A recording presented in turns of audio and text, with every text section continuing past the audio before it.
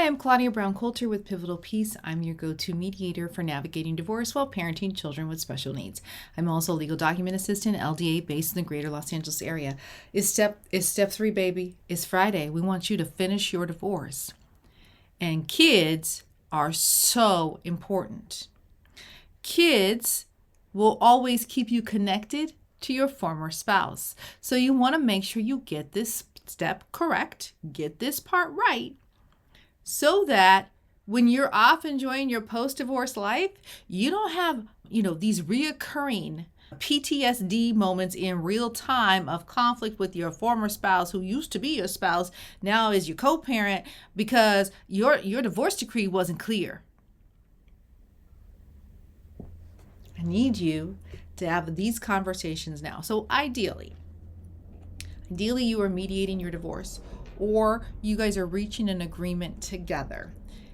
Ideally, you are not involving someone outside in the court system in this child custody dispute. Ideally, you don't need to have a custody evaluation. You don't need to have a guardian ad litem. You don't even need to file for temporary custody orders.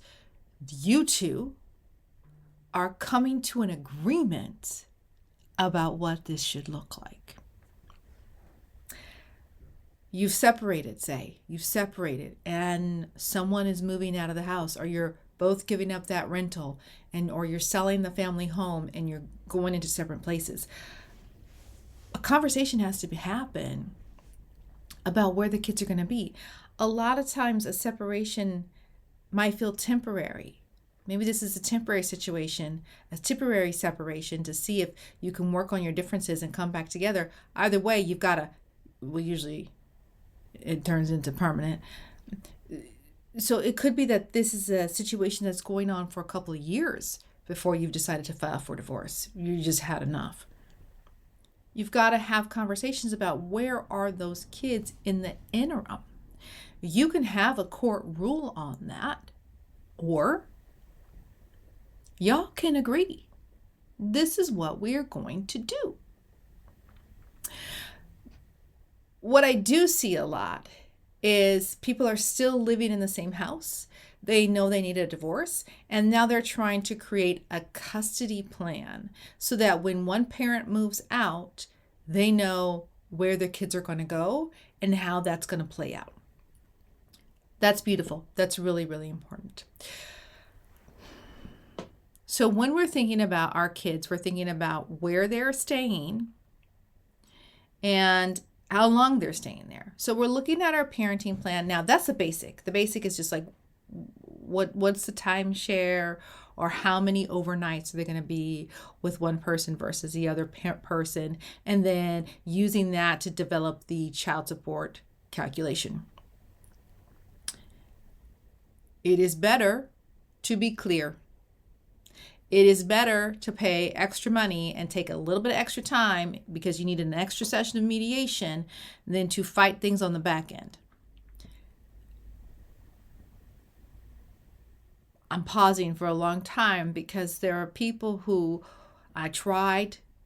several people I've tried to really encourage, and I admonish them to have a clear agreement. And then on the back end, they're still arguing because they didn't want to take the time to talk about these things, or it was too uncomfortable and their spouse was too unreasonable to talk about these things. But they're here.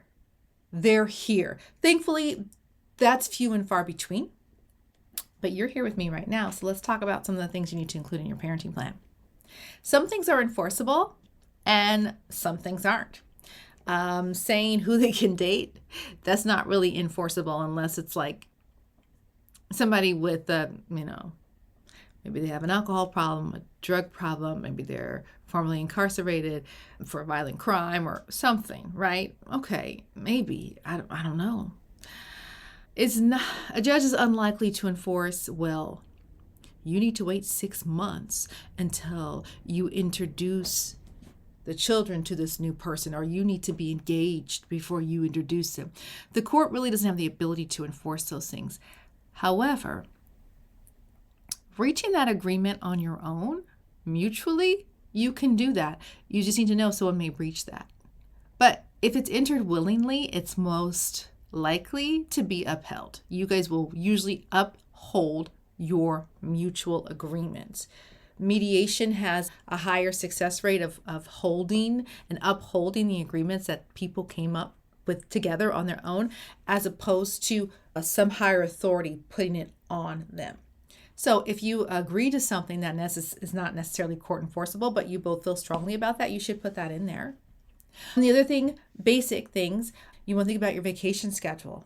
Are you a family that vacations? Do you vacation every summer or maybe every, winter season? You don't want to be fighting about that. Oh, well, I already booked it. No, I know. I can't cancel my plans. I booked it first. Too bad.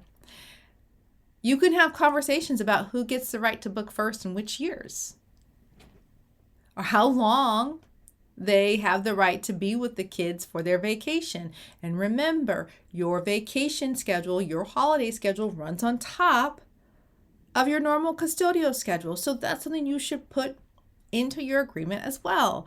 That hey, once we're done with vacation or once we're done with holidays, our normal schedule picks up where it left off. The other thing that is going to come year after year after year after year are holidays. Now, the holidays you celebrate, that varies from couple to couple. The religious holidays vary from couple to couple. But the thing that they all have in common is they're going to come up every year. So you're going to need, please don't agree to agree.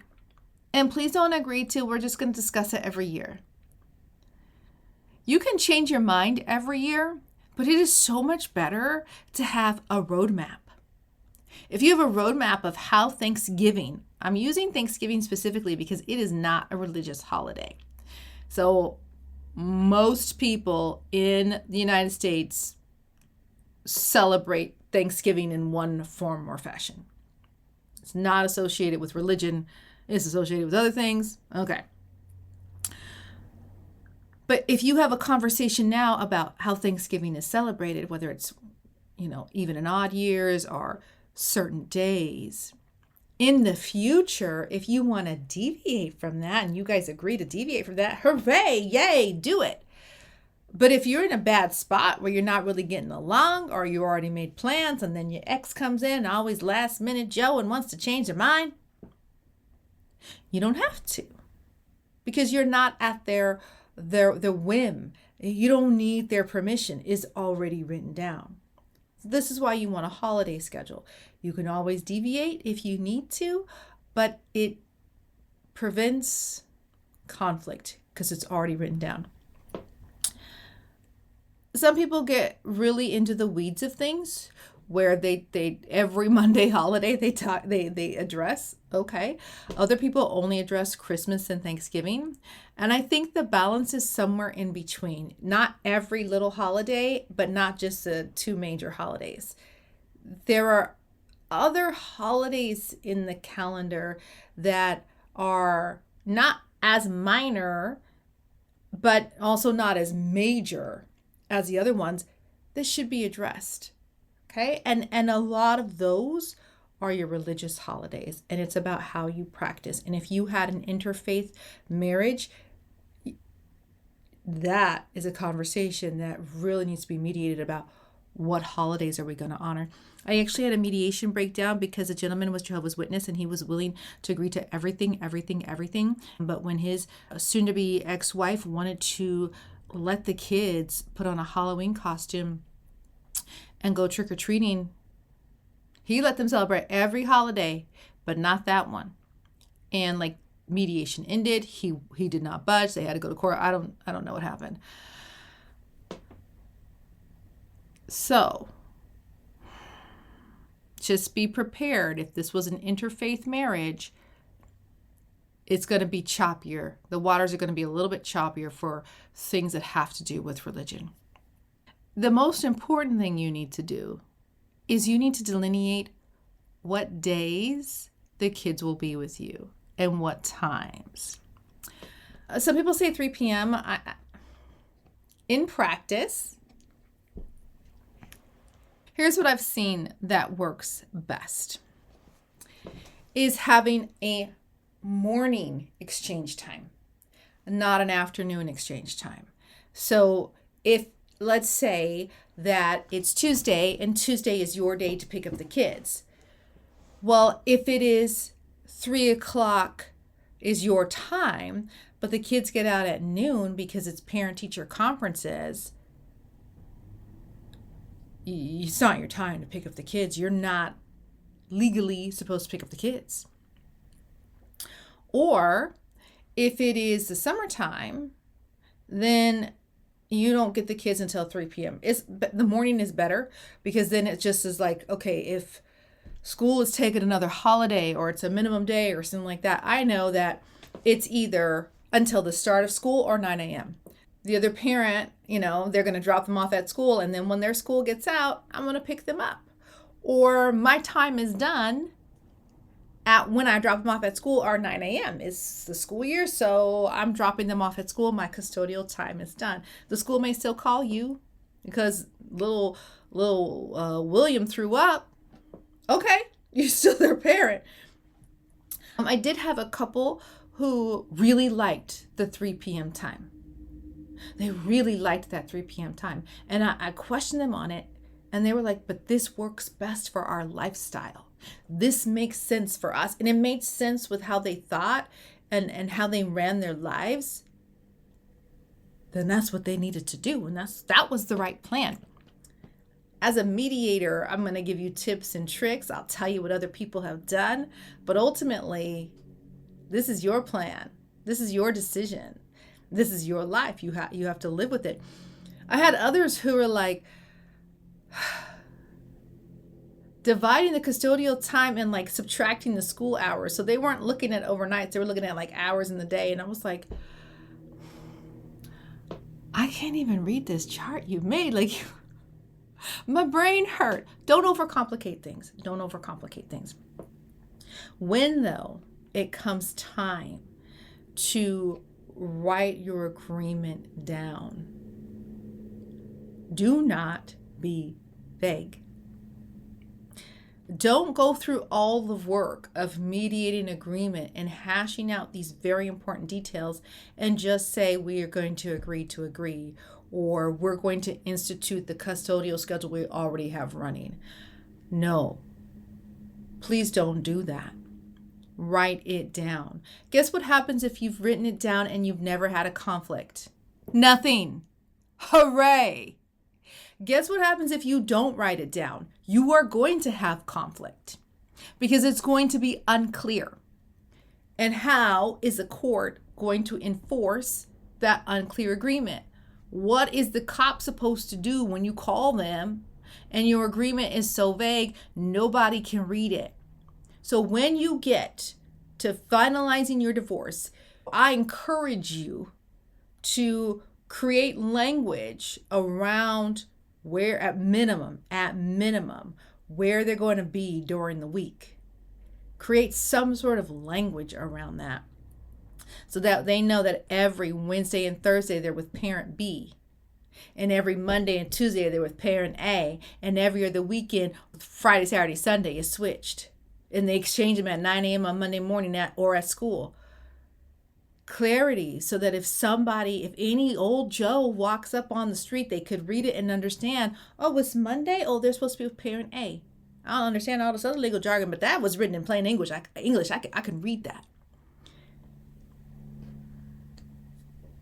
Please, please, please. I've seen too many post-divorce conflicts. I don't want that to be you. I've been going on too long about this. So, have it very clear, very, very clear. Include any extra things in there. There are forms that you can just mark, little check boxes for important things like both parents are going to abide by the doctor's orders and administer prescription medicine. They're not going to speak ill of people, of the other parent in their presence. You can use all those check boxes, some of them, none of them. But there are lots of forms that the court has. The 341 has a lot of attachments that the court has that you can really, tweak. you can kind of customize to your situation, or you can just write out the language of what it's going to be.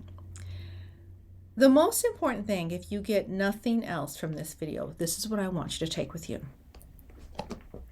Take the time now to document a very clear custodial arrangement, including child support and when it's going to be paid, so that in the future, there is no gray, there is no confusion, there is no vagueness. The conflict dies on the vine. Please do the hard work now. An ounce of prevention is worth a pound of cure. This is an ounce of prevention and it tastes nasty. It's a hard pill to swallow. Please do that though. I'm telling you, I've seen the other side. Please take a moment, get this documented clearly, have these uncomfortable conversations. It will set you up for a better life. It'll set your children up for a better life because there will be less conflict with your co-parent. If you need help creating a parenting plan, I can help you with that. If you need really specific guidance on parental coaching, I got people I can recommend to you. Reach out. I'm happy to connect you. I'm happy to help you. Know that you're going to get through this and you're going to thrive. Make the decision now to dot your I's and cross your T's.